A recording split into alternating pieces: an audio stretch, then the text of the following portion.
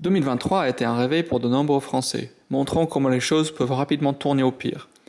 Nous avons connu la prospérité et le calme pendant un certain temps avant cette année.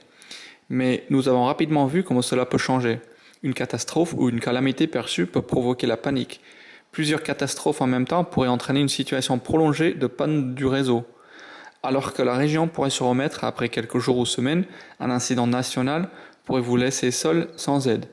Si un événement suffisamment important venait à se produire et perturber complètement nos chaînes d'approvisionnement et nos ressources, les résultats seraient catastrophiques. La plupart des gens n'ont pas suffisamment de nourriture ou d'eau à portée de main pour survivre plus d'une semaine. Dans cette vidéo, nous verrons ce à quoi vous pouvez vous attendre lorsqu'une catastrophe nationale de plus de 90 jours se produit et comment vous pouvez vous préparer dès maintenant.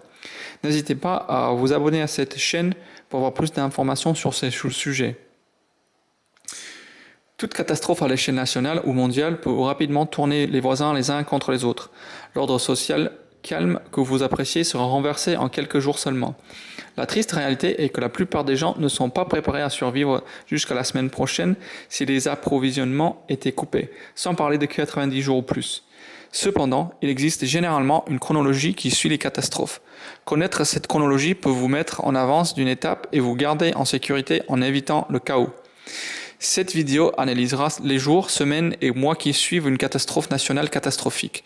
Je vous dirai à quoi vous pouvez vous attendre au cours de route et vous fournirai les solutions dont vous aurez besoin pour rester en sécurité et survivre. Les 3 premiers jours. Selon la catastrophe nationale, les 24 premières heures peuvent être relativement calmes.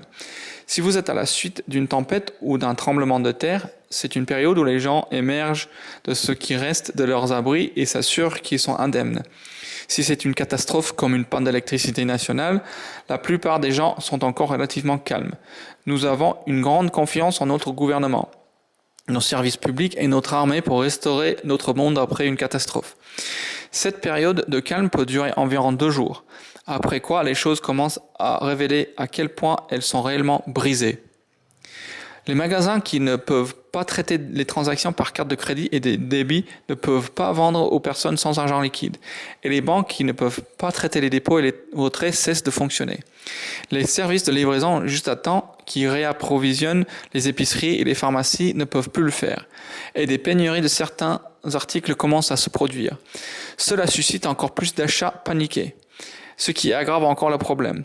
Après 72 heures, les gens commenceront à réaliser que l'aide ne vient pas et que les systèmes ne seront pas rétablis. Le niveau de stress de la communauté commencera à bouillir.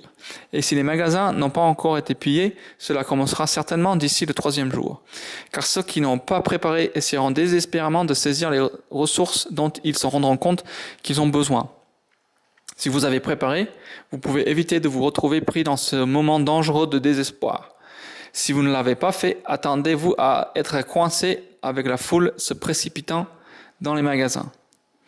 La police ne pourra probablement pas anticiper tous les crimes, des couvre-feux locaux seront établis, voire même la loi martiale. Que devez-vous savoir et faire au cours des 72 premières heures? Vos premières 24 heures sont une sorte de fenêtre dorée pour agir. Vous devrez décider si vous allez rester sur place ou partir. Vous devriez immédiatement remplir tous les récipients que vous avez d'eau, car il est probablement que les stations de pompage cesseront de fonctionner. Et votre eau pourrait être alimentée par gravité à partir de ces énormes réservoirs que vous voyez sur les collines autour de votre ville, mais ceux-ci ne seront pas réapprovisionnés dans une situation prolongée de panne du réseau. Si possible, faites le plein de carburant de votre véhicule dans les 24 premières heures. Si vous devez aller au magasin, faites-le en espèces. Si vous avez besoin de compléter vos réserves, faites-le uniquement si vous n'avez pas d'autre option. Car il est probable que les gens soient dans un état de panique. Alors ne prévoyez pas que ce soit votre plan principal. Si vous n'avez pas préparé, évaluez en fonction des connaissances sur les magasins locaux. Dans les 48 premières heures, vous devriez vous mettre en contact avec votre groupe d'entraide mutuelle si vous en avez établi. Si vous habitez dans un immeuble d'appartements, coordonnez une réunion d'étages ou de bâtiments pour discuter de la surveillance des entrées et d'autres stratégies pour protéger votre immeuble. Même si les services téléphoniques et Internet sont en panne, des applications comme Bridgify qui utilisent des réseaux maillés peuvent encore vous permettre de communiquer avec d'autres. ou d'obtenir des nouvelles. Les radios CB ou AM peuvent vous fournir des capacités de communication critiques. Une radio CB devrait faire partie de votre matériel de préparation car elles sont très abordables et vitales pour les capacités de communication. Vous devrez également surveiller les canaux radio d'urgence pour évaluer l'étendue et le rayon d'action de la catastrophe et baser votre décision sur la nécessité de rester sur place ou de partir en fonction de ces informations. Si vous avez un scanner de police, vous pouvez surveiller les conversations pour déterminer comment se déroule l'après-catastrophe. N'accordez pas trop de crédibilité aux rumeurs et aux potins de bouche à l'oreille. Et surtout, ne basez pas vos décisions sur ce type de communication. En supposant que vous avez préparé à l'avance, votre décision la plus importante dans les premières 24 heures sera de rester ou de partir. Votre fenêtre d'opportunité commencera à se refermer après les premières 24 heures. Les routes commenceront à se remplir et le voyage ne sera probablement plus une option sûre. Demandez-vous si vous pouvez tenir 90 jours où vous êtes. Même si la réponse est oui, ayez un plan de bug-out prêt si la situation vous force à partir. Vos solutions pour les 3 premiers jours sont d'avoir déjà des provisions en place ainsi qu'un plan de bug-out que tous les membres de votre réseau ou de votre famille pourront mettre en œuvre. Mettez en place le plan de communication que vous avez déjà établi avant la catastrophe. Surveillez tout problème potentiel de complaisance, comme les centrales nucléaires ou les barrages. Et surtout, évaluez si rester en place ou trouver un endroit plus sûr est possible, ce qui est le meilleur choix pendant cette fenêtre d'opportunité dorée. La première semaine. Dans la première semaine, les provisions auront disparu, achetées ou volées. Les médicaments commenceront à manquer et les personnes dépendantes de médicaments se tourneront vers les hôpitaux pour obtenir ce dont elles ont besoin. Les hôpitaux pourront ne pas être en mesure d'admettre et d'aider de nombreuses personnes si leur alimentation ne peut pas être rétablie. La police, les services médicaux et d'incendie seront débordés et vous ne pourrez pas compter sur eux. La déclaration de la loi martiale est très probable, car les gouvernements essaieront de maintenir la paix. Comme nous l'avons vu cette année, les gens n'accepteront probablement pas la loi martiale. Des groupes de sécurité et de vigilance surgiront probablement dans les quartiers et les communautés. L'eau propre pourrait cesser de couler, et les déchets humains commenceront à s'accumuler car les stations d'épuration municipales tomberont en panne. Les approvisionnements en eau locaux ou les rivières locales pourraient être contaminés. Le gaz naturel et l'électricité cesseront de couler à la fin de la première semaine. Le niveau de trésorerie en circulation sera très bas et les articles essentiels comme la nourriture, l'eau et les biens durables commenceront à augmenter en valeur. Les gens chercheront soit à quitter les zones peuplées, soit pour ceux qui sont bloqués loin de chez eux lorsque la catastrophe frappera, ils reviendront tout juste chez eux pour constater que le paysage a considérablement changé.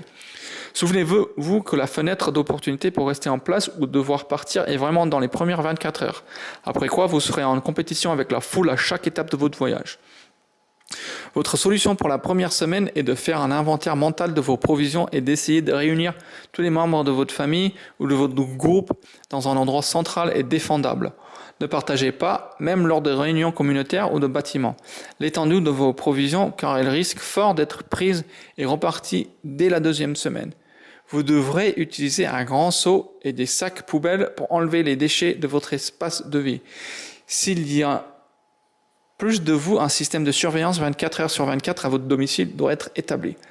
La nuit apportera les plus grands conflits, car les personnes désespérées tenteront de se cacher dans l'obscurité.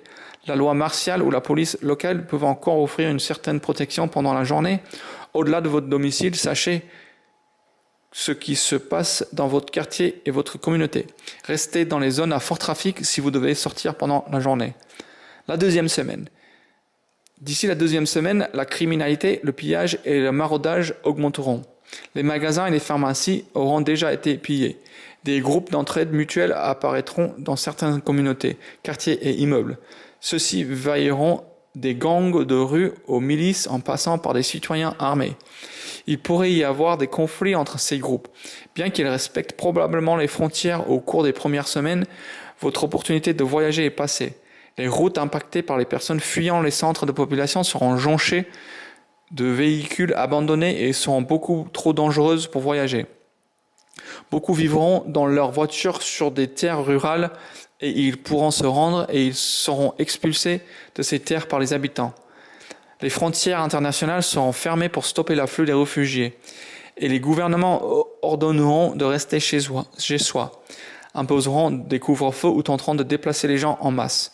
Sans signe de rétablissement, les travailleurs hospitaliers d'urgence se tourneront vers leur propre famille et communauté. Vous devrez garder un profil bas autant que possible. Assurez-vous que les fenêtres sont couvertes, évitez de cuisiner et d'allumer les lumières la nuit. Lorsque vous cuisinez, ajoutez des épices après extinction de la flamme pour éviter de libérer des odeurs dans l'air. Vous devrez purifier l'eau que vous obtenez et qui ne fait pas partie de vos réserves. Restez en place et restez cachés. Vous ne trouverez ni nourriture ni médicaments nulle part. Il n'y a donc que peu d'intérêt à vous d'aventurer dehors. Les 2e et 3e mois. À ce stade, les choses dépendront de vous et de votre communauté pour survivre. Si aucune aide ne vient, en tant que prepper, vous deviendrez une ressource précieuse si vous pouvez aider votre communauté. Des décisions difficiles devront être prises. La ration alimentaire au sein de votre foyer devra être établie et les compétences devront être mises en œuvre pour que tout le monde travaille ensemble. Beaucoup imaginent qu'après une catastrophe importante et l'absence d'aide, ils seront simplement une île pour eux-mêmes. La réalité est que cela ne sera pas le cas.